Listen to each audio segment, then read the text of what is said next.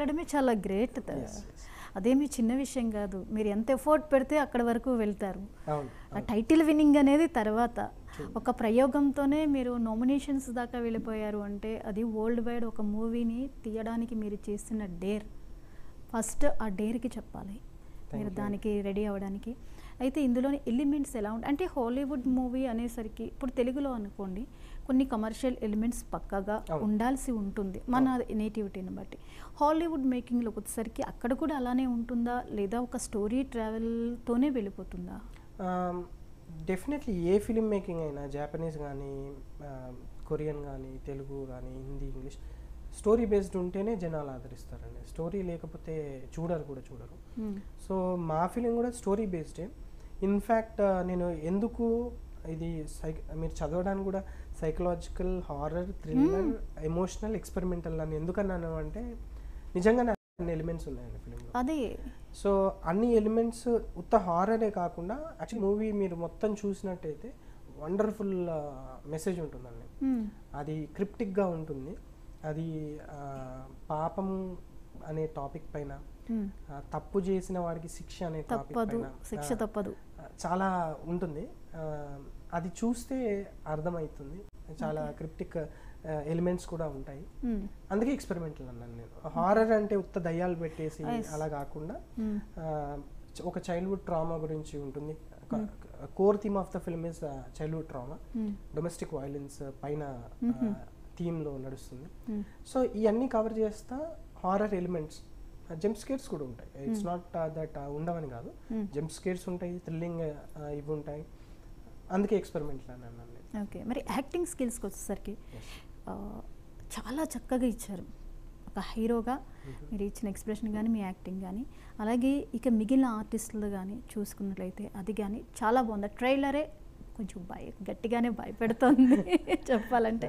మరి acting skills నేర్చుకున్నారా మీరు? అక్కడ నేర్చుకున్నారా ఇక్కడ నేర్చుకున్నారా? అక్కడే, అంటే నేను స్టార్ట్ చేసింది కెరీర్ అంతా పాస్ట్ 10 years అక్కడే కాబట్టి అక్కడే అని చెప్పొచ్చు.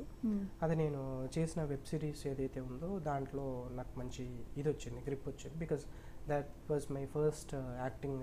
ఇది స్కూల్లో డ్రామాలు అవి చేసేవాడిని, but again I mean those are చిన్నవి కదా.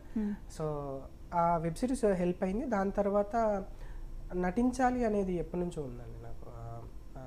So another element in the film experiment అన్న దాంట్లో ఏంటంటే నా క్యారెక్టర్ మూగవాడండి. అవునా? ఎస్, మూగవాడు. సో ఇంకా ఛాలెంజింగ్, కానీ చాలా ఎక్స్ప్రెషన్ ఇవ్వాలి, మీకు ఒక్క డైలాగ్ కూడా ఉండదు.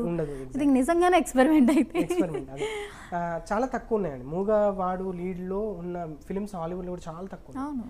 సో అందుకే ఎవరు చేయని దాన్ని తీసుకుని దాంట్లో ది బెస్ట్ ఇద్దాము అనే ఛాలెంజింగ్ థింగ్ తీసుకోవడం జరిగింది ఫస్ట్ ప్రాజెక్ట్లోనే.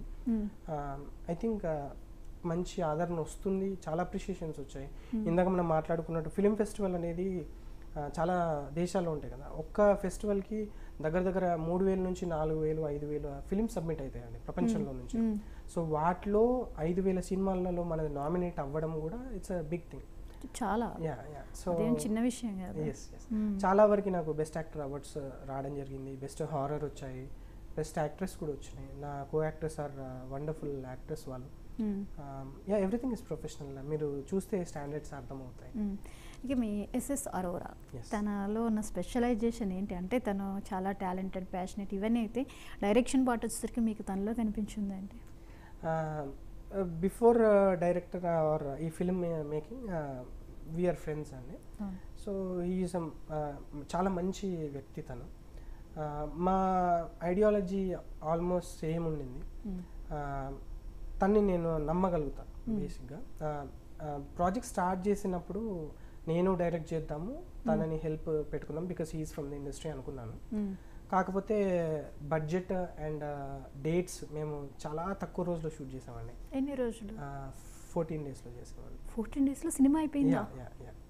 మేము ప్రొడ్యూస్ చేసాం కాబట్టి అవన్నీ. ఇది కూడా రికార్డ్ ఏమో హాలీవుడ్లో ఏమైనా రికార్డ్ అవుతుందా తెలీదు, ఎక్స్ప్రెస్ చేయలేదు. బట్ 14 days ఎలా సాధ్యమైందండి? చేయాల్సి వచ్చింది.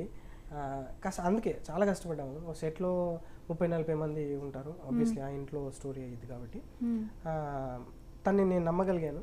అంటే నేను డైరెక్ట్ చేస్తే సరిపోదు డేట్, బడ్జెట్ ఇవన్నీ ఇష్యూస్ వస్తాయని చెప్పేసి నేను తనని అడిగాను. తను హీ వాజ్ వెరీ హ్యాపీ, ఎందుకంటే తనకి కూడా ఇది డెబ్యూ ఫిలిం. అట్లా కుదిరింది. అండ్ ఆబ్వియస్లీ అంటే మూవీ అవుతున్నప్పుడు నా డెసిషన్స్ ఇద్దరం కలిపి తీసుకోవడం జరిగింది. ఇంకా మీ సినిమాటోగ్రఫీ ఎస్, దాని గురించి ఏం చెప్తారు? Cinematography was the first thing అండి. నేను మా స్క్రిప్ట్ రాసుకున్నప్పుడు ఈ పలానా క్యాండిడేట్ కావాలి అని అనుకున్నాము. ఎందుకంటే తను very professional cinematographer. He's from Japan అండి.